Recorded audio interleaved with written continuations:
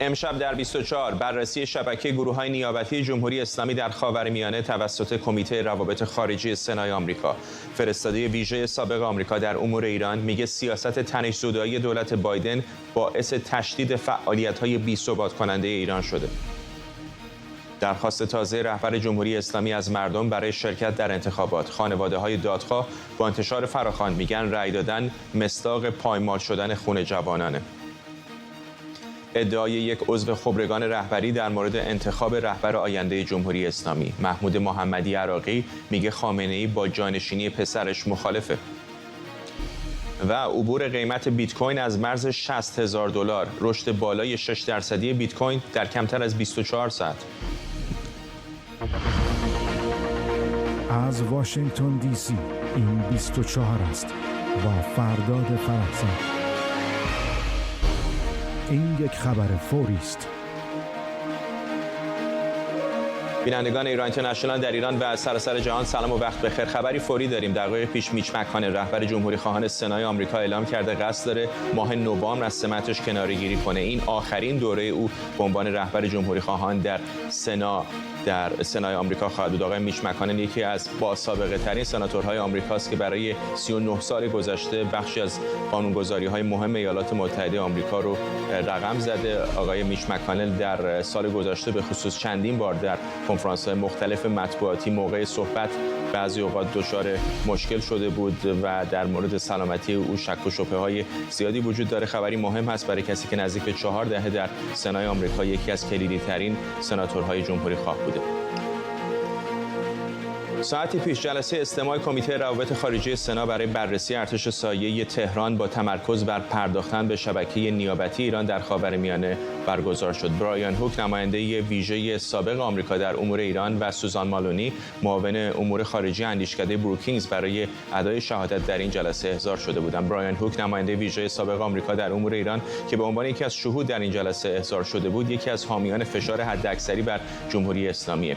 آقای هوک گفته دولت بایدن با عدم اجرای تحریم‌های نفتی و سیاست تنش‌زدایی باعث تشدید فعالیت‌های بی‌ثبات کننده ایران شده. شرایط فعلی که نگاه میکنم من معتقد هستم که این دولت نمیشه چقدر سریع میتونه بازدارندگی از بین بره و چقدر سریع میتونه اهرم دیپلماتیک از بین بره و چقدر سریع یک منطقه میتونه از ثبات به هرجمش تبدیل بشه و وارد بشه. بخشش به خاطر این هست که تحریم‌های آمریکا برای نفت اینها اجرا نمی‌شود و صادرات افزایش پیدا کرده تا 80%. این اجازه داده به رژیم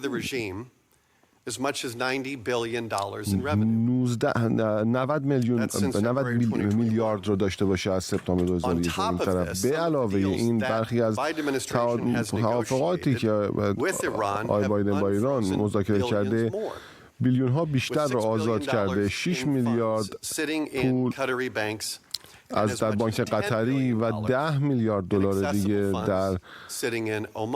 در عمان از این جمله هستند. همکارم آرش علایی از کنگره آمریکا با ماست. آرش، این جلسه در زمانی اتفاقا برگزار شده که نقش ایران در منطقه بیش از گذشته مورد توجه جهان به خصوص آمریکایی هاست. چه چیزهای دیگری در جلسه امروز گفته شد؟ ببین، غیر از اینکه چه چیزهایی گفته شد، به نظر من مهمترین نکته در این جلسه غایب بودن دولت بایدن در این جلسه بود. هیچ نماینده‌ای رو دولت بایدن نفرستاده بود به این جلسه و جوری شده بود که در واقع جمهوری خواهان توانستند با دعوت از نماینده ویژه امور ایران در زمان دولت ترامپ یعنی برایان هوک در واقع تا حدودی جلسه رو به دست بگیرن. بخش‌هایی از جلسه هم به بگو مگو بین سناتورهای دموکرات و آقای برایان هوک گذشت. مثلا سناتور کریس مرفی به شدت حمله کرد به آقای برایان هوک، گفت سیاست‌های دولت ترامپ باعث شده است که الان ایران انقدر پرخاشگرتر بشود. گفت در زمان دولت ترامپ جمهوری اسلامی به بمب اتمی نزدیکتر شد، حملاتش از طریق نیروهای نیابتیش به نیروهای آمریکایی افزایش پیدا کرد. آقای برایان هوک هم اینها رو در واقع همه رو یکی یکی سعی کرد که با دلیل و منطق بگوید چرا غلط است در مورد مسئله اتمی. گفت دولت ترامپ در واقع تاریخ انقضای برجام رو به پیش کشید. به آقای مورفی گفت سناتور این همون وضعیتی خواهد بود که اگر ایران وقتی که برجام به انقضا میرسید میتوانست داشته باشد. یعنی در واقع اینجوری که الان ایران دارد غنیسازی میکند در پایان برجام قانونی بود و بنابراین شما نمیتوانید ناراضی باشید از این مسئله، چون همون چیزی بوده است که دولت اوباما به اون تن داده است و خلاصه هی برمیگشت عقب و جلو تو تایملاین بین این سناتورها. چیزهای جدیدی که ما در این جلسه یاد گرفتیم و فهمیدیم: سناتور جیم ریش گفت جمهوری اسلامی در چند ماه اخیر فعالیت‌های خودش در کشور سودان افزایش داده است. کشوری جنگ زده و مدت هاست که در فشار تحریم های کشورهای مختلف بوده به خاطر سودان جنوبی که جدا شده بود. تعجبی هم نداره جمهوری اسلامی در اینجور موارد سعی می‌کند نهایت سوء استفاده رو ببرد. سناتور میت رامنی گفت در عجبم که حتی یک نماینده از دولت بایدن در اینجا حضور ندارد و گفت بهانه دولت بایدن برای اجرا نکردن تحریم ها علیه ایران چیست. چند سناتور در طول این در واقع جلسه با ایران اینترنشنال صحبت کردن. سناتوران میآیند و میروند در این جلسات. این مقدار سخت است که بگیریشون وایسن در یک جایی بخوان صحبت کنن، اما با این حال توانستم با سناتور بیل هگرتی صحبت کنم از حزب جمهوری خواه. ایشون به شدت ناراضی بود از سیاست خارجی دولت بایدن در قبال جمهوری اسلامی و در حاشیه این جلسه به من چنین گفت: امیدوارم مقامات دولت بایدن این رو ببینن. این شرم‌آوره که هیچ کدوم از این مقامات در جلسه حضور نداشتن. اون چیزی که ما شاهد بودیم شکست کامل رویکرد بایدن در خاورمیانه بوده. سیاست مماشات در قبال ایران کاملا شکست خورده. اونا جان آمریکایی‌های زیادی رو به خطر انداختن. اونا انسان‌های زیادی رو در کل منطقه به مخاطره گرفتن. و اتفاقی که ما مشاهده می‌کنیم حاصل سیاست‌های دولت بایدنه. مماشات جواب نمیده. همچنان با آرش علایی هستیم در کنگره آمریکا. چقدر جلسه امروز واقعا میتونه تاثیر داشته باشه احتمالاً آرش رویکرد دولت بایدن؟ ببینم یکی دو تا از صحبت هایی که داشت در مورد آینده میشد در طول جلسه. مثلا یک جای آقای هوک راجع به یک لایحه‌ای صحبت کرد که سناتور جیم ریش عضو عالی رتبه کمیته روابط خارجی سنا مطرح کرده است و تایید هم شده است در مجلس نمایندگان در مورد تحریم‌های نفتی علیه جمهوری اسلامی. دفتری رو قرار به راه بیندازن با 150 میلیون دلار بودجه که این دفتر بودجهش اگر در سنا به تصویب برسد فقط متمرکز خواهد بود بر نفت ایران. دنبال تانکرهای نفتی خواهد رفت که جمهوری اسلامی استفاده میکنه، دنبال بنادر چینی خواهد رفت که جمهوری اسلامی نفتش رو در اونجا ذخیره میکنه و شرکت‌های چینی. و این بار مثلا سناتور شاهین که سناتور دموکراتی است که در این مورد تا حالا ما ندیده بودیم که ادعای مطرح بکنه، ایشون موافق این لایحه بود. به نظر می آید الان بعد از این اتفاقاتی که مخصوصا از 7 اکتبر افتاده است، حتی سناتورهایی که قبلا هم خیلی منتقد سیاست فشار حداکثری بودن مثل سناتور کریس مرفی، مثل سناتور ون هالن، اینا تا حدودی موضعشون نرمتر شده بود. امروز سناتور ون هالن برای اولین بار داشت راجبه که چگونه نفت ایران رو باید تحریم کرد، چگونه باید رفت سراغ شرکت‌های چینی که خرید نفت ایران رو می‌کنن. این به نوعی به نظر من چرخش در موضع برخی از دموکرات‌های میانه رست که نزدیکتر می‌کنه به اونها رو به موضع جمهوری خواهان تندرو. حتی سناتور باب منندز هم دیدیم راجب این صحبت کرد که میگفت تحریم‌های نفتی علیه جمهوری اسلامی چیزی است که مخالفین جمهوری اسلامی می‌خواهند و گفت باعث می شود که مخالفت در داخل نظام بیشتر بشود، به خاطر اینکه وضعیت اقتصادی رو بدتر می کند و نارضایتی مردم بیشتر می شود. و جای دیگه هم دیدیم سناتور جیم ریش هم صحبت کرد و گفتش که مردم ایران لیاقت حکومت بهتری رو دارند و با فشار بیشتر و فشار حداکثری بر جمهوری اسلامی میشه تضمین کرد که دیگه جمهوری اسلامی حداقل پولی ندارد که بخواد خرج گروه‌های نیابتی خودش بکند. در بخش دیگر از این صحبت ها هم با سناتور دموکرات کریس کونز صحبت کردم. ایشون حتی همین یک سال پیش مدافع بازگشت به نوعی توافق اتمی با جمهوری اسلامی بود، اما الان به نظر میاد تا حدودی نظرش برگشته است. به بخش‌هایی از صحبت‌های ما با کریس کونز گوش کنید.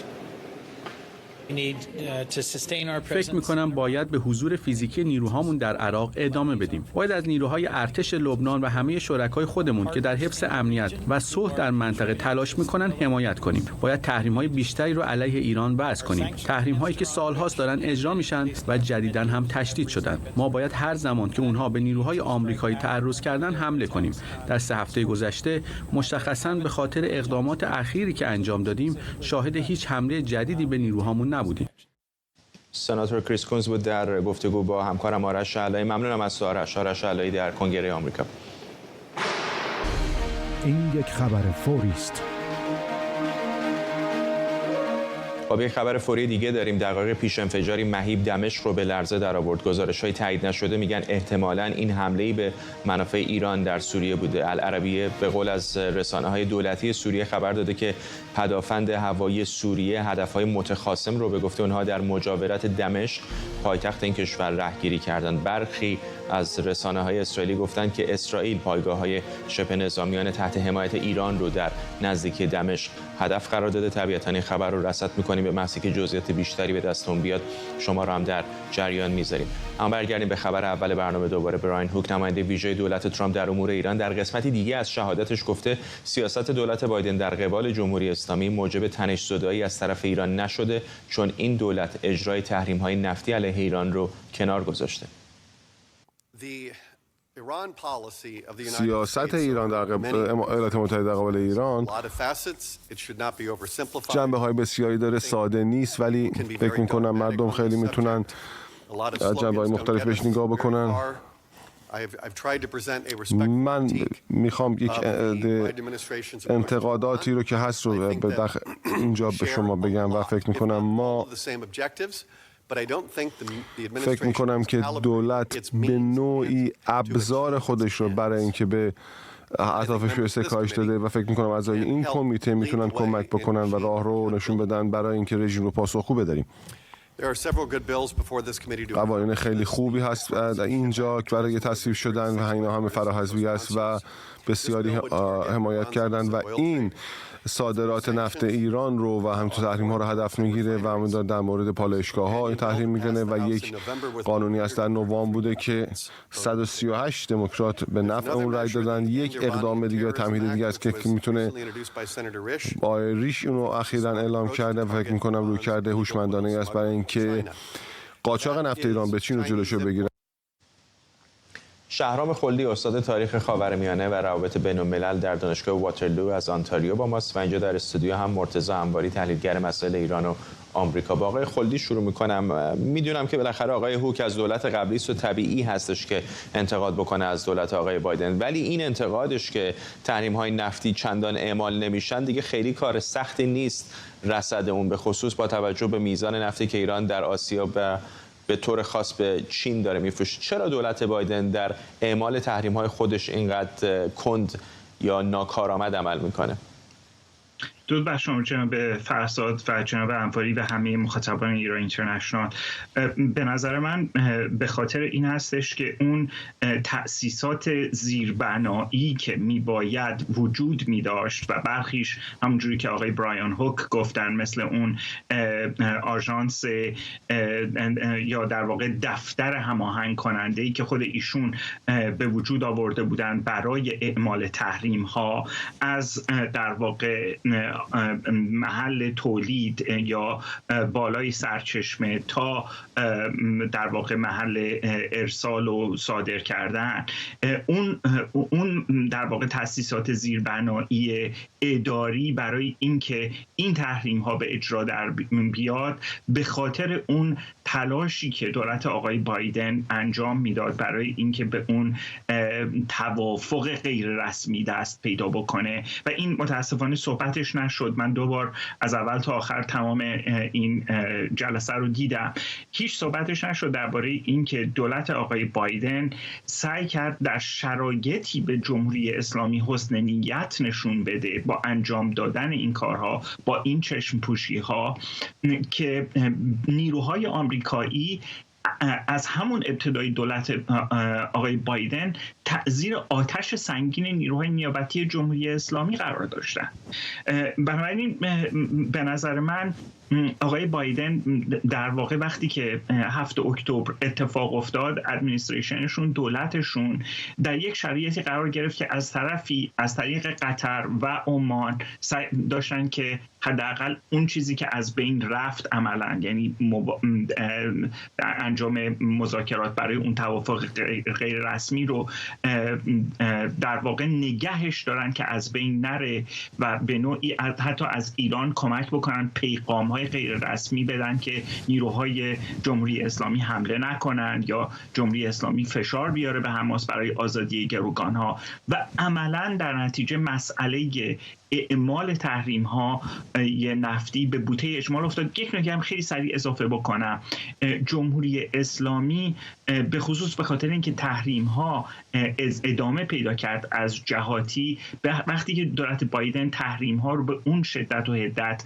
بر روسیه تحمیل کرد، درست رفت و همون خط روسیه رو در به وجود آوردن اون ناوگان سیاه یا ناوگان سایه نفتی که توی بحث کمیته مطرح شدش که خب بندرهای چینی تا مدتی بندر الفجیره در امارات متحده عربی ازش استفاده میشد برای این قضیه و از طرف جمهوری اسلامی و آقای بایدن چشمش رو دولت آقای بایدن نسبت بهش چشم پوشی کرد. بنابراین تمام این عوامل رو به نظر من ما باید در نظر داشته باشیم. آقای انباری، خیلی از دموکرات‌ها به خصوص اونهایی که طرفدار برجام هستن ممکنه به آقای هوک و امثال آقای هوک بگن که اتفاقا این موقعیتی هستش که دولت آقای ترامپ ما رو در اون انداخته، برای اینکه با هر کم و کیفی یک توافقی با جمهوری اسلامی وجود داشت به نام برجام یا به قول آمریکا یا JCPOA که زیر اون با یک کم و کیفی بالاخره ما نظارتی بر برنامه هسته ایران داشتیم و ایران اینقدر برنامه هسته‌ایش توسعه پیدا نکرده بود. این جلسه یادمون باشه بعد از این که کمیته روابط خارجی سنای آمریکا با سیاست‌های دولت بایدن جلسه داشتن و راضی نشدن و قرار شد این رو باز کنن و به جامعه ببرن، مقدار سیاسیش کنن، به وجود اومد. و میدونم دعوت آقای براین هوک در اون جلسه به خصوص یک پیام سیاسی داشت در سالی که انتخابات هست، ولی دیدیم که دموکرات‌ها و جمهوری‌خواها در مقابله با ایران و اینکه ایران مسئول تمام این مشکلات هست اختلاف نظر نداشتن و من فکر میکنم این وسیله‌ای بود برای اعلام اینکه آمریکا مذاکرات رو با ایران خاتمه بده، پایان اون اعلام کنن و روش‌های دیگری که فشار حد اکثری هست که دیدیم هم از طرف دموکرات‌ها هم از طرف جمهوری‌خواه ساپورت میشد، پالیسی و سیاست راهبردی آمریکا میشه. قبلا دوره ترامپ و دوره حتی بوش وقتی که میگفتن به اصطلاح برنامه نظامی هم روی میز هست، کنگره همیشه مخالفت میکرد، حتی دوره اوباما هم. حالا برعکس شده، کنگره داره میگه به بایدن میگه که چرا گزینه نظامی رو بزرگ نمی‌کنید. خیلی فرق کرده. من فکر کنم نتیجه این میتینگ این بود که فشار حداکثری فعالیت‌های نیابتی ایران رو کم میکنه و هر وقت بهش فرصت میدیم این فعالیت‌ها زیادتر میشه. خب آقای خلدی، ببخشید من نور چیدم میکنه در زده. خواهش میکنم آقای خلدی، خب چه هست واقعا برای دولت بایدن که اینقدر به قول جمهوری خواهان مماشات میکنه؟ چه امتیازی، یعنی چه چیزی تا به اینجای کار به دست آوردن؟ ببینید، ما در روابط بین‌المللی یک اصطلاحی داریم که در واقع خود آقای کیسینجر یکی از واضعان این اصطلاح بودن و اون پایبندی در واقع روانی به یک حرکتی که از قبل عادت شده توی یک سیستم. همونجوری که مستحضر هستید، اکثر کسایی که آقای بایدن آوردن توی سیستم و ارتقاءشون دادن، آقای جیک سالیوان به خصوص، آقای ویلیام برنز رئیس CIA، اینها کسایی هستن که در بطن مذاکرات برجام بودن. بنابراین دولت آقای بایدن از ابتدا یک تعصب مثبت و فعالانه داشت در ادامه اون رهیافت چرخشش به طرف شرق و تمرکزش بر چین برای اینکه با مماشات با جمهوری اسلامی رفتار بکنه و به اصطلاح از اون جنگ‌ها یا منازعات پایان ناپذیر خاورمیانه‌ای از طریق یک سلسله تعاملاتی با جمهوری اسلامی به تدریج خودش رو بکشه بیرون. اونچه که باعث شد که موفق نشه دولت آقای بایدن این بود که هر چقدر که اونها بر اساس همون استاندارد غیر روزآمد نظارت حداقلی برجام سعی می‌کردن که با جمهوری اسلامی مذاکره بکنن، جمهوری اسلامی تحت این رهبری جدید دولت آقای رئیسی و اونچه که آقای خامنه‌ای دستور میده سیاست خواستهای غیر منطقی حداکثری رو در پیش گرفت. بنابراین عملاً نه تنها هیچ راهی برای ترازی به وجود نیومد که عملاً این مذاکرات به بنبست کشیده شد و در این حال جمهوری اسلامی تمام تلاشش رو میکرد که از هر گونه نزدیکی بین باقی مانده کشورهای عربی منطقه خصوصاً عربستان سعودی و اسرائیل جلوگیری بکنه. حالا ما نمیدونیم آیا رابطه مستقیمی بین حمله حماس و نزدیک شدن اسرائیل و عربستان سعودی وجود داشت، ولی به نظر من اگر روزگاری ما به آرشیوهای سپاه قدس و سپاه پاسداران دست پیدا بکنیم میبینیم که یک همچین نگرانی هایی وجود داشته و یک همچین امیدی بوده که یک نوع در واقع منازعه در منطقه به وجود بیاد که نه تنها جمهوری اسلامی بتونه به قسمتی از خواستهای حداکثری خودش علیه دولت بیش از پیش مماشات کننده بایدن دسترسی پیدا بکنه که در واقع سنگ اندازی بکنه و چوب لای چرخ نزدیکی عربستان سعودی و اسرائیل بندازه. آقای انواری، حالا تا قبل از حملات 7 اکتبر در اسرائیل با این وضعیت مماشات میشد یه جوری شاید با جمهوری اسلامی ادامه داد، ولی الان یکم موقعیت در کل منطقه هم تغییر کرده دیگه. میزان حملاتی که گروه‌های نیابتی ایران دارن انجام میدن، البته از این طرف هم خب 7-8 ماه بیشتر تا انتخابات نمونده، چقدر به نظرتون ممکنه واقعا دولت بایدن بخواد یه تغییر سیاست نشون بده؟ خیلی من فکر میکنم هر وقت یه واقعه بزرگی مثل حمله تروریستی حماس به اسرائیل پیش میاد یک فرصت هایی پیش میاد. برای کسانی که برنامه میریزن میگن این فرصت ها چیه؟ در این زمان ما دیدیم مواضع عربستان سعودی که شرطی برای دو دولت و دو ملت و دو دولت میذاره برای عادی سازی روابط و ادامه صلح ابراهیم بسیار بسیار ممکن شده، برای که امکان اینکه اینا دور میز بشینن کمتر بود.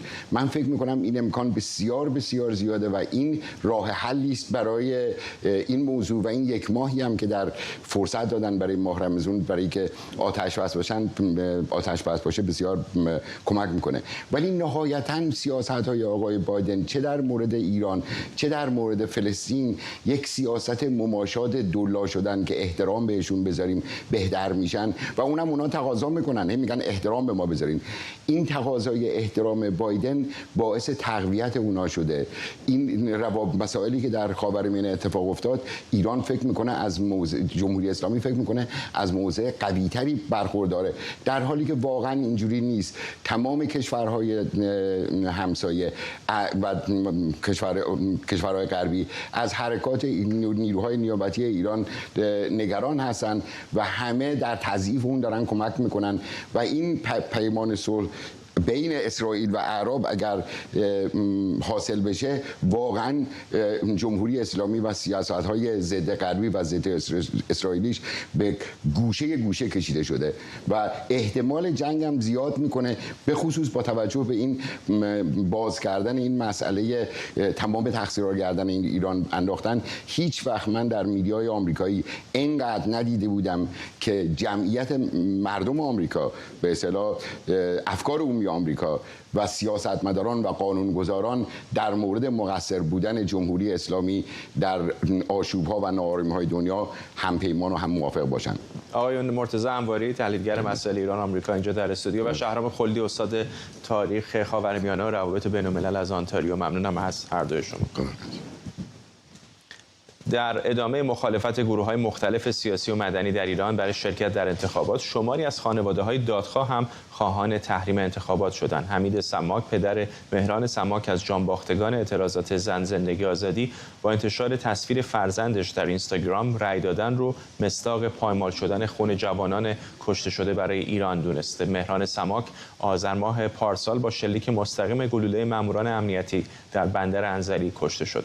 گوهر عشقی، مادر ستار بهشتی، وبلاگ‌نویس کشته شده در زندان، و ماریا محمودی، همسر محمد فرامرزی، فعال سیاسی اعدام شده، هم با انتشار ویدئویی در رسانه‌های اجتماعی از همصدایی برای تحریم انتخابات گفتند.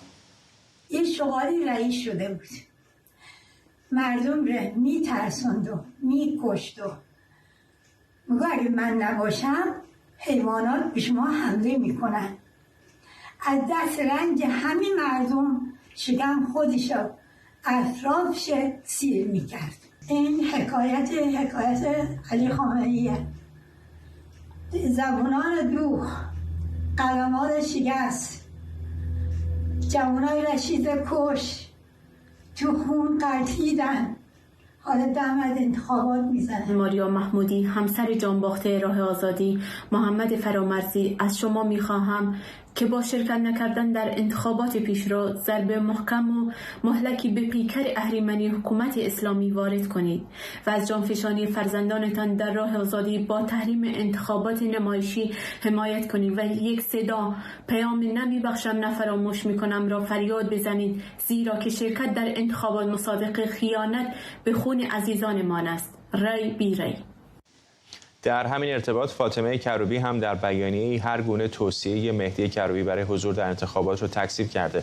آقای کروبی از معترضان انتخابات ریاست جمهوری در سال 1388 بود که سالهاست در حصره. 2 روز مانده به برگزاری انتخابات مجلس شورای اسلامی و مجلس خبرگان در ایران و در پی فضای سرد انتخاباتی در کشور، علی خامنه‌ای خواستار حضور گسترده مردم در انتخابات شده. آقای خامنه‌ای با دعوت از تحریم کنندگان انتخابات به تأمل و فکر بیشتر گفته اگر انتخابات ضعیف باشه همه ضرر میکنن. خامنه‌ای با اشاره تلویحی به بعد تبلیغاتی انتخابات گفته اگر مشارکت پرشور مردم در انتخابات در عرصه‌های بین‌المللی به کمک جمهوری اسلامی میاد. در داخل هم بعضی نسبت به انتخابات بی التفاتی میکنن. من متهم نمی کنم، البته من احدی رو متهم نمی کنم، اما یادآور میشم به همه ما باید به انتخابات از زاویه منافع ملی نگاه کنیم، نه از زاویه های جناحی و گروهی. منافع ملی رو ملاحظه کنیم. اگر انتخابات ضعیف باشه همه ضرر میکنن، نه اینکه یه عده‌ای ضرر کنه یا عده‌ای از ضعیف بودن انتخابات سود ببرن. هیچ کس سود نمیبره. هر کی ایران رو دوست داره، هر کی کشور خودش و ملت خودش و امنیت خودش رو دوست داره، بدانه که اگر انتخابات ضعیف برگزار بشود هیچ کس سود نمیبره، همه ضرر میکنن، همه ضربه میخورن. محسن سازگار، فعال سیاسی و عضو شورای مدیریت گذار، اینجا در استودیو با ما. چرا انقدر حساسه برای مشارکت در انتخابات؟ آقای خامنه‌ای والا ایشون به نظرم 3 تا دلیل داره. دلیل اول این که پارسال خب کشیده ای از مردم خورده و میدونه خودش بهتر از همه میدونه، سنجش افکار وزارت اطلاعات اصلا برای ایشون تهیه شد که فقط 7% مردم طرفدار این حکومت هست و شکاف بزرگی بین مردم و حکومت افتاده. میخواد که و میدونم که مردم نمیان رأی بدن. اینا رو داره میگه برای اینکه بعد که میخوان عدد بسازن، تقلب کنن، بگن آقا فرمودن و مردم هم استقبال کردن. و این شکافو بلکه بیشتر از همه برای اون 7% که طرفدارشن بتونه بفروشه که نترسین، مردم هستن هنوز و پشت ما هن. و بعد همونی که امروز تو همین صحبتش گفته به دنیام بتونه بگه که درست پارسال مردم علیه من بودن و همه دنیا خب از مردم ایران پشتیبانی کرد، ولی ببینین این مردم مثلا از ما پشتیبانی کنن و این عدد رقمی که احتمالاً پیش بینی هم میشه یه چیز دور و بر 60% بسازن عددو، چون من از روی حرف آقای وحیدی وزیر کشور میگم و بعد بگن که خب بله دیگه ببینید اینه دیگه مردم علیرغم همه تحریم ها و نارضایتی و بعدم این رأی به نظام و از این حرفایی که همیشه میزنن. چرا به نظرتون برای اینکه اگه واقعا هدفشون یک کم پرشورتر کردن انتخابات هست یک ذره فضا رو باز نکردن؟ یادم رفت اون دلایل آقای خامنه این هم بگم که چون خبرگان هم داره انتخاب میشه و به احتمال زیاد این خبرگان مجتبی رو باید به تخت بشونه. از حالا زمزمه‌شو شروع کردن. نگاه نکنین بعضی اومدن میگن آقا مخالفه و اینا. آقا از این مخالفت‌ها زیاد کرده علنی ولی پشت کار خودشونو کردن. من میخواد بگه که این پسر من اگه به تختم نشست اکثریت مردم رأی داده بودن به اون مجلس که این انتخاب کرد. اما چرا به اصطلاح این بازی رو در میارن و چرا آقای خامنه‌ای اینطوری الان به جزا و فضا افتاده و این کار رو میکنه؟ من فکر میکنم بیش از هر چیزی این جواز همون عددسازی است برای دستن در کارهای خود حکومت و اینی که رد میکنن همه رو و هیچ کی رو نمیذارن تو خبرگان که هیچ ریسکی نمیکنن که مبادا یه نفر ولو وزیر اطلاعات قبلی بوده باشه یه چیزی بگه که بازی رو به هم بزنه. تو مجلس شورا ببینید نظامای توتالیتر به این مرحله که میرسن، به قول خانم هانا آرنت مرحله سومشونه که اکثریت ملت مخالفن، ناچار میشن قاعده هرم قدرت رو هی تنگتر کنن، هی کوچیکتر کنن و کسایی باشن که مطمئن باشن دست کم بهشون وفادارن، اون دیکتاتور.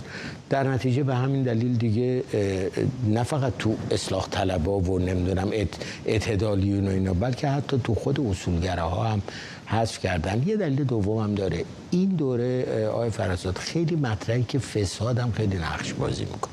سمبولش هم به نظر من 2 سردار فاسدن، قالیباف و صادق محسودی در رأس ظاهرا 2 جریان، 2 سردار میلیاردی و میگن پاره کرسی‌های مجلس هم پولکی شده. الان شهرهای کوچیک‌تر میتونی شما پول بدی از اسم تو وزارت کشور در بیارن. بنابراین دیگه طبیعتاً این ماجرا رفته اصلا قاطی اون باندهای مافیایی و فساد کشور. ممنونم از شما. محسن سازگارا، فعال سیاسی و عضو شورای مدیریت گذار اینجا در استودیو بود. ممنون از دعوت. یک عضو مجلس خبرگان به ایلنا گفته علی خامنه‌ای با بررسی پرونده فرزندش در کمیته 3 نفره مجلس خبرگان رهبری به عنوان گزینه احتمالی رهبری در آینده مخالفت کرده و گفته این کار شبهه موروثی بودن رهبری رو مطرح میکنه. به گفته محمود محمدی عراقی، علی خامنه‌ای گفته دور این مسئله رو خط بکشن. به گفته این عضو مجلس خبرگان، سیاست علی خامنه‌ای اینه که فرزندانش هیچگونه سمتی رو قبول نکنن. با بالا رفتن سن علی خامنه‌ای و انتشار اخباری درباره ابتلای او به بیماری، گمان زنی‌هایی درباره احتمال رهبری مجتبی خامنه‌ای همواره مطرح بوده. همکارم شاهد علوی از واشنگتن با ماست. چه نشانه‌هایی واقعا وجود داره که ممکنه این نگاه واقعا خامنه‌ای باشه؟ در واقع فرداد، من میخوام با یک مثل شروع بکنم. میگن یک روایتی هست، میگن یک فردی وصیت کرده بود که در مراسم عزاداریش کسی گریه نکنه، سیاه نپوشه. بعد یه جماعتی وارد میشن با لباس سیاه و زاری و شیون و میگن مرحوم وصیت کرده، میگه مرحوم شکر خورد، ما عزاداری میکنیم. فکر میکنم در این مورد هم این مثل به جا داره گفته بشه. یعنی ما چند روز پیش، 2 روز پیش داشتیم محمد علی جزایری عضو فعلی خبرگان رهبری و امام الجمعه و نماینده پیشین خامنه‌ای در اهواز گفته بود که رهبر انتخاب شده، ما اعلام نمی‌کنیم تا ترور نشه.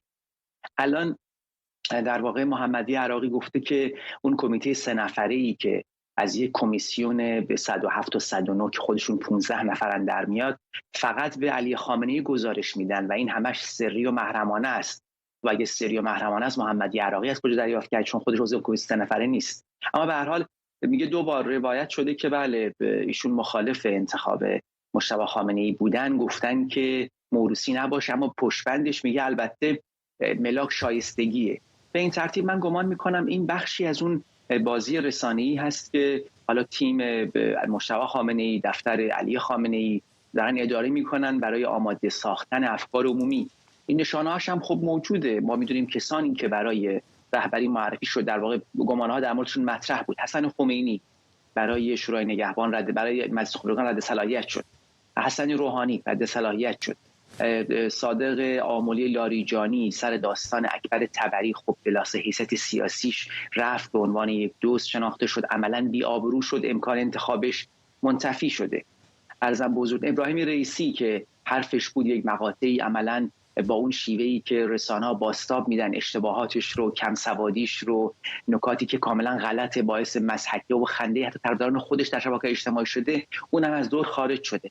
تنها کسی که به هیچ عنوان اسمش نمیاد هنوز برای طرفداران حکومت در داخل خودشون قدسیت داره مجتبی خامنه‌ای هست که قبلا هم در مورد نفوذش صحبت بسیار شده بود. از عبدالعلی عسکری رئیس داسمه که گفته بود شب کشتن قاسم سلیمانی اون به من زنگ زد، منو بیدار کرد و راهنمود داد چیکار بکنم، تا محمد سرفراز رئیس قبلی صدا سیما، بازرس سیویژه شهزاده امیرقلی خان که در موردش زیاد نوشته در مورد مجتبی خامنه‌ای و نفوذش، تا مهدی کروبی انتخابات 88 میرحسین موسوی نامی که در مورد احتمال موروثی بودن و اینکه چرا حکومت تکذیب نمیکنه. این نشانه‌ها اینقدر زیاده که عملاً ما رو به این سطح میرسونه. همین چیزی که الان پخش کردید در تصویر کاور بود که خامنه‌ای تون در واقع شورای مجلس خبرگان سال 68 میگه که بیچاره مملکتی که من رهبرش باشم، و البته عملاً این کارو کرد که این بیچارگی سراغ مملکت بیاد.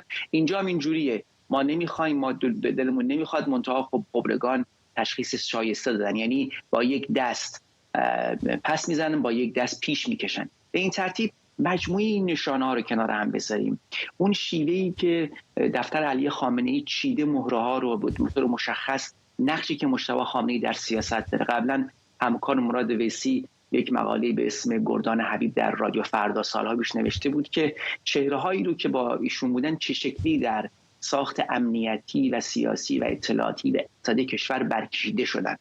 اولا نشان ما رو به اون سمت میرسونه که امکانی غیر از این به نظر میاد وجود نداشته باشه. حالا البته ما میدونیم که نمیشه پیش بینی کرد با مرگ علی خامنه‌ای جامعه چه واکنشی میده و اساساً اون حلقه قدرت داخل بیت علی خامنه‌ای که دنبال رهبر کردن علی مجتبی خامنه‌ای هستن و انتخابات مجلس خبرگان هم به همین شکل چیدن با تایید کاندیداها، آیا اساساً فرصت بازی کردن خواهند داشت؟ آیا مردم بهشون فرصت میدن؟ معترضین، مخالفین، این رو نمیدونیم.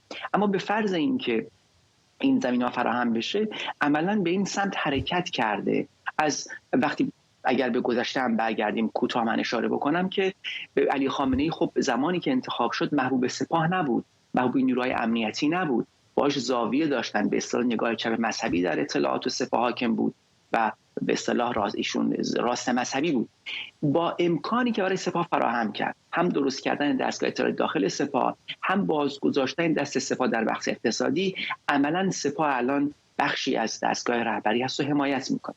به این ترتیب تمام نشانه‌ها، من نظارت میکنم به این وضعیت رو میبینم از راه دور، به این نتیجه میرسونه که این صحبت‌های محمدی عراقی بخش کوچکی از اون بازی هست که میخواد افکار عمومی رو، البته طرفداران رو، چون بالاخره مخالفین که براشون فرقی نمیکنه مجتبی خامنه‌ای و رئیسی و علی خامنه‌ای، همشون رو دشمن ایران و بالاخره سرکوبگر آزادی‌ها میبینن.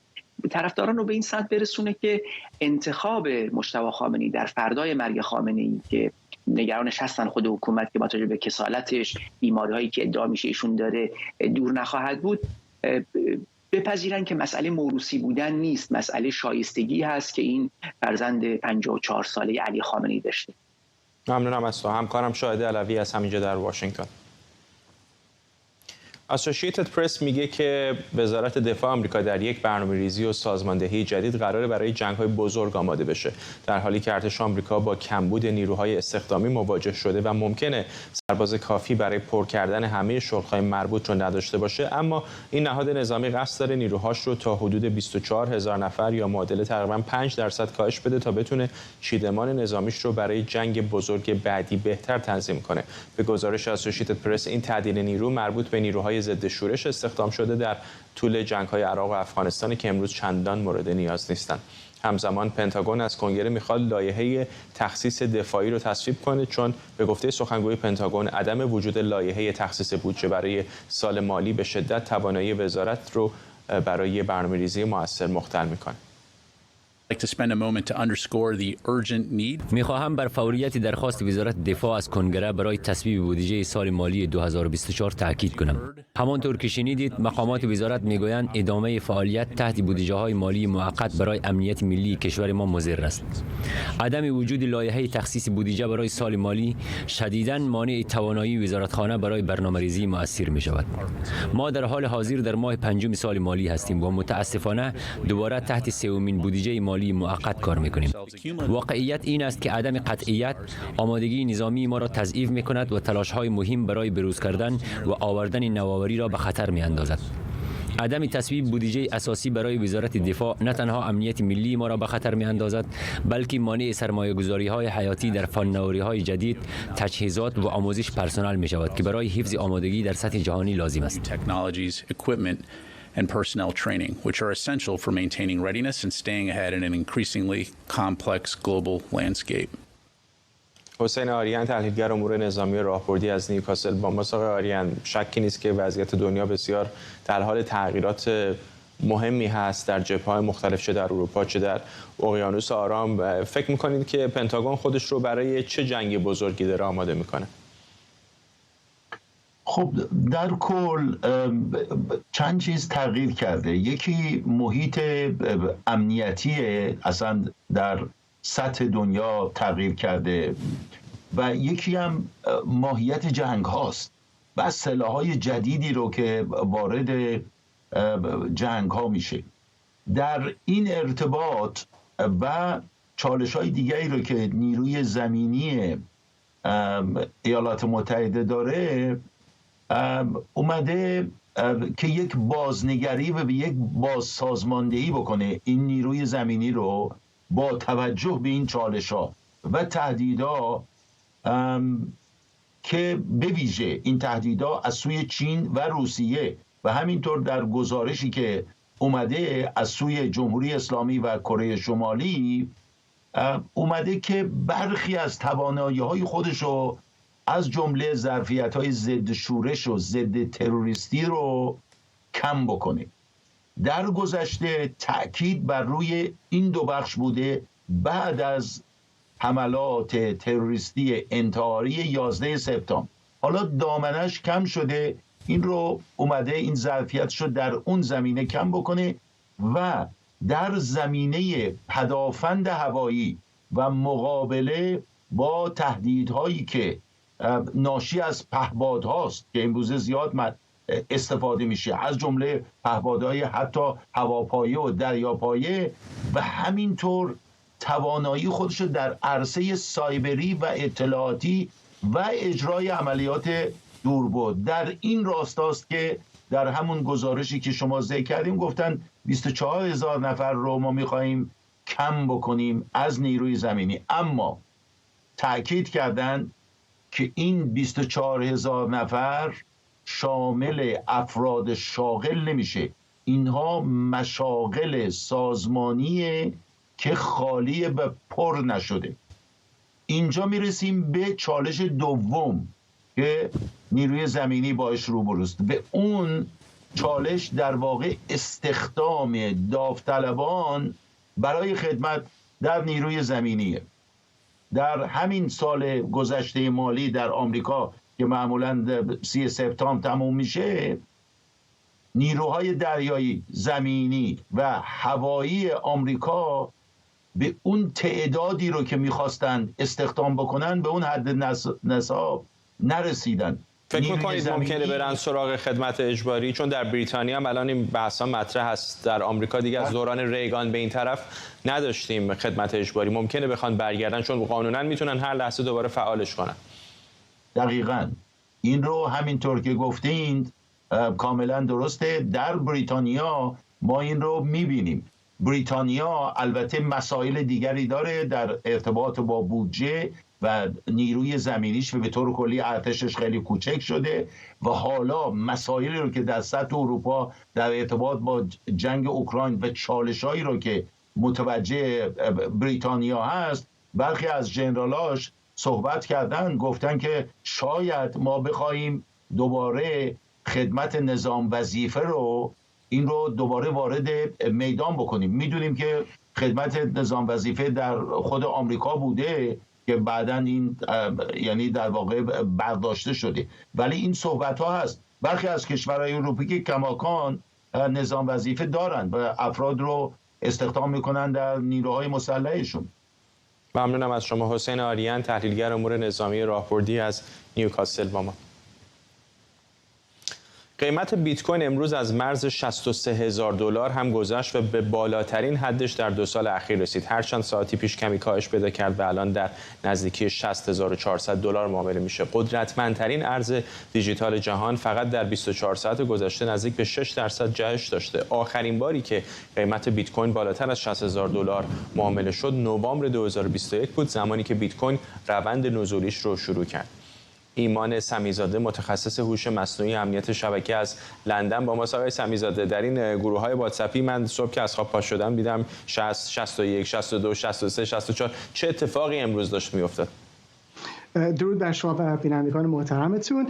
ببینید اتفاقی که برای بیت کوین امسال افتاده این هستش که آمریکا اجازه داده که این صندوق‌های معاملاتی توی استاک مارکت یا اون بازار بورس آمریکا شروع به کار بکنن. خب این اتفاق بسیار مهم هست، چون یک همزمانی پیدا کرده با هاوینگ بیت کوین. خب حالا چرا این مهم هستش؟ به این دلیل که ما وقتی که هر 4 سال یک بار یک هاوینگی داریم شاهد تلاطم بازار هستیم و همینجور هیجان زدگی فروشنده ها و خریدارها. از اونجایی که این ETF ها بهشون اجازه رشد و استفاده داده شده، به خصوص در بازار آمریکا، در واقع ما نمیایم روی یک ارز خاص سرمایه گذاری بکنیم و در واقع این سبدهای معامله یا صندوق‌های معامله این اجازه رو به ما میدن که نه تنها خود بیت کوین بلکه عوامل دیگه که وابستگی دارن به بیت کوین یا ارزهای دیگه هم در اون سبد قرار بگیرن و اون سبد بتونه اون بالانس خودشو و ارزش خودشو تا حد زیادی حفظ بکنه. در واقع همون اتفاقی که برای S&P 500 افتاد در سال 1993 به این ور برای ارزهای دیجیتال هم افتاده. اما یک تفاوت بسیار مهم دیگه که اینجا هست این هستش که این در واقع صندوق‌های معاملاتی برای نقدینگی فعال شدن. یعنی در واقع اون کمپانی یا اون شرکتی که داره صندوق رو اجرا میکنه و برای خرید و فروش در بازار این رو عرضه کرده، خود اون محصول یعنی خود اون ارز رو یا بیت کوین رو هم داره. خب همزمان ما میبینیم که لایتنینگ نتورک یا شبکه رد و برق اجرایی شده، پذیرش براش بالا رفته. و چرا مهم هستش؟ برای اینکه وقتی شما میزان زیادی از بیت کوین رو دارین، استخرهای نقدینگی رو درست میکنین. وقتی استخر نقدینگیتون بالاتر باشه، تراکنش هایی که توی شبکه دوم که از شبکه اصلی فاصله داره بیشتر هست و این تراکنش ها در واقع همون لحظه اجرا میشن، مثل همین حالت عادی که ما کارت به کارت میکنیم یا یک خریدی انجام میدیم، در چند ثانیه بعد پولش به حساب طرف مقابل واریز شده. و خب همینجور که میبینیم این شبکه 90% از هزینه تراکنش رو هم کم کرده. نه تنها همزمان تراکنش اجرا میشه بلکه هزینه پایینی هم داره. پس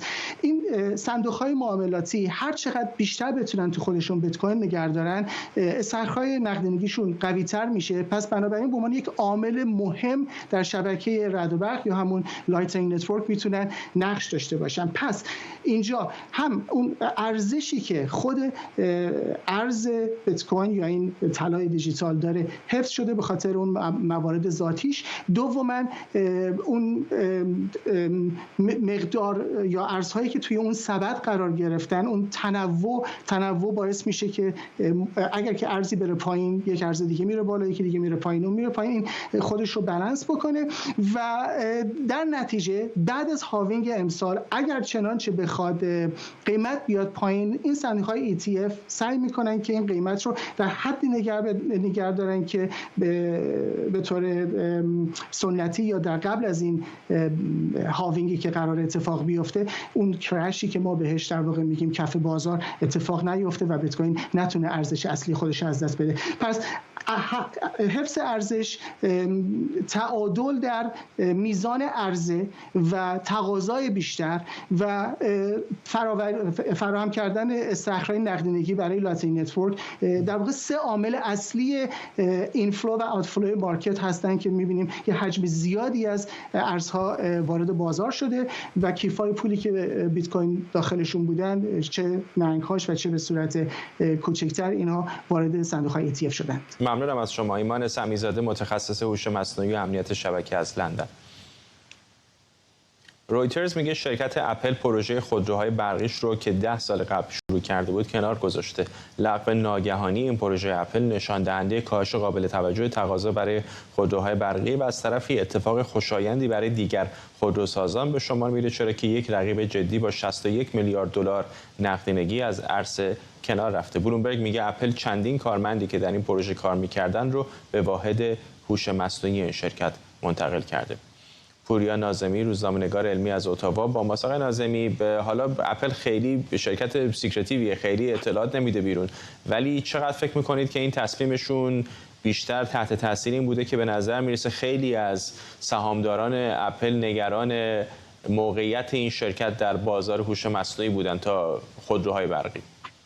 کاملا درسته.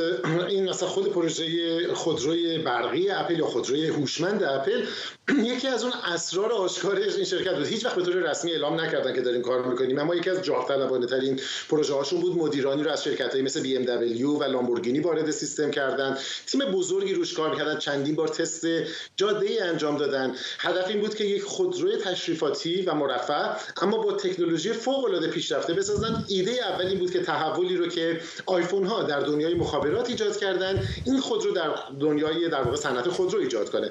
اما روند طولانی که برای این کار در نظر گرفتن و آروم پیش رفتن، بودجه میلیاردی که روش خرج شد بدونی که نتیجه خروجی داشته باشه، سهامدارا رو نگران کرد. حالا 2 تا اتفاق افتاده همزمان که این 2 تا اتفاق به نظر میرسه که اگر گزارش‌ها درست باشه و منابع داخلی درست گفته باشن دیگه تیر خلاص رو زده. یکی عقب موندن شرکت اپل در سیستم در واقع تولید هوش مصنوعی تولید محتوا جنراتیو ای آی هستش که به نظر میرسه که میخواد بخش اصلی از سرمایه‌اش رو اونجا بذاره. بخش دوم اگر نگاهی به بازار فروش و بازار عرضه در واقع خودروهای الکتریکی بندازیم می‌بینیم که این بازار به طور کلی با افت و رکود مواجه شده. دلایل مختلفی داره، از هنوز بهینه نبودن سیستم ها، مشکلاتی که در منابع تولید باتری های این خودروها وجود داره و بقیه داستان ها. به نظر میرسه که اپل رو به این نظر رسونده که کفایت میکنه. البته بخش بزرگی از تیمی که روی این پروژه داره کار میکنه، یه بخشش بخش نرم افزار و در واقع هوش مصنوعی و امثال اون هست که اینا بخششون منتقل میشن، اما بخش دیگری از مهندسین خودرو هستن که احتمال میده به روند چند وقت اخیر شرکت‌های فناوری با لیاف یا در واقع اخراج مواجه بشن که خودش داستان دیگه‌ایه. اما یادمون باشه که فارغ از این که اپل در واقع در آینده چگونه به بازار خودرو برگرده، تا همین الان بدون اینکه نقشی در تولید موتور داشته باشه، نقشی در تولید خودرو داشته باشه، به نوعی بازار خودرو رو متحول کرده. زمانی که در واقع رابطه بین اپل گوشی‌های تلفن اپل رو در سیستم اپل اتومبیل و خودرو برقرار کرد، بعداً اندروید همین رو اضافه کرد و شما میتونید حالا گوشیتون رو به موبایل به خودرو وصل کنید و از امکانات اون استفاده کنید. شاید مسیری که تو آینده اپل بتونه در صورت موفقیت پروژه ویژن پروش در واقع ادامه بده، ترکیب این واقعیت افزوده به سیستم خودرو هست، به گونه‌ای که همونطوری که الان ما گوشی رو وصل کنیم، این سیستم رو تو نسل‌های بعدی بتونیم هنگام رانندگی استفاده بکنیم، داده‌های مورد نیاز، هشدارهای امنیتی لازم از مجموعه سنسورهای خودرو به این واسطه کاربری وارد بشه. اما به نظر میرسه حداقل برای مدت قابل توجهی پروژه خودروی هوشمند اپل رو باید فراموش شده بده. معمولا اپل خیلی رویکرد محافظه‌کارانه‌ای داره. اینکه وارد واقعا صنعت خودرو می‌خواست بشه، خب یک بلندپروازی قابل توجه بود برای یک شرکت اینقدر محافظه‌کار. چه شد که اصلا رفتن سراغ چنین چیزی؟ آیا یک اندازه فکر می‌کنید شاید رقابت با ایلان ماسک بوده؟ یه بخشش ممکنه اون باشه، اما در یه دوره‌ای بودش که با توجه به بحثایی که هم ما راجع به گرمایش زمین داشتیم، هم راجع به چشمانداز آینده فناوری‌های دیجیتال، ایده خودروهای هوشمند به معنای واقعی کلمه، نه حالا اون چیزی که فعلا ما داریم، حتی پیچیده‌تر اون چیزی که تسلا ارائه کرده بود، ایده فوق‌العاده جذابی بود. خاطرتون هستش که گوگل هم یه پروژه در واقع خودروهای بدون راننده رو داشت دنبال می‌کردش. خب دلیلی که اپل هم به عنوان یکی از بنیانگذاران برداشت عمومی این بود که ترند آینده دنیای فناوری در حوزه خودروهای بدون سرنشین و هوشمند خواهد بود. این میتونستش که فراتر از اون امکانات در واقع خودروهای شهری، حمل و نقل بار رو که یکی از بخش‌های گران قیمت و فوق‌العاده دردسرساز توی بازار توزیع هستش، توی شبکه توزیع هستش، این رو میتونست حل بکنه. اختلال‌هایی که ناشی از مشکلات مربوط به رانندگان بودش، تأخیرهای مختلف، اینها رو میتونست جبران کنه. به نظر میاد که روند اصلی و نقطه داغ بازار اینجا باشه. مثل هر اتفاق دیگه‌ای، همونطور که بارها گفتیم، فناوری امری جزمی و دوگماتیک نیستش که از یه نقطه ما حدس بزنیم و حتما همون مسیر رو بره. در چند سال گذشته به نظر میاد با مجموعه مشکلاتی که برای خودروهای برقی بود و از سوی دیگه علاقه‌ای که نسبت به هوش مصنوعی و مدل‌های جنراتیو هوش مصنوعی ایجاد شدهش، اپل احساس کرد که در این حوزه داره از رقبای خودش، از جمله مایکروسافت، از جمله در واقع گوگل و خب رقیب اصلی اوپن ای های عقب میفته و اگر بخواد بازار نرم افزاری خودش رو چه در قالب ساز مجموعه اپل ها، حالا چه گوشی ها، چه سیستم بینایی اپل ویژن و چه تبلت و بقیه حفظ بکنه، چاره‌ای نداره جز اینکه به سراغ این بخش بره تا در این بازار مجبور به مصرف کننده محصول دیگران نشه که این میتونست بازارش رو در واقع تحت تاثیر قرار بده. ضمن اینکه پروژه خودرویی که آغاز کرد به قدری طولانی شد که همین دیروز که این شایعه مطرح شد که این پروژه متوقف شده، 1% حدوداً سهامش رفت بالا به جایی که افت بکنه، به خاطر اینکه همین سهامدارا به شدت نگران بودن که این فقط یک چاهیه که داره بودجه و پول رو میخوره بدون که خروجی داشته باشه. ممنونم از شما. پوریا ناظمی، روزنامه‌نگار علمی از اتاوا. و ممنون از شما که ما رو در این بخش از برنامه 24 همراهی کردید. برنامه رو با تصاویری از کارزار انتخاباتی نیکی هیلی در ایالت یوتا به پایان میبریم.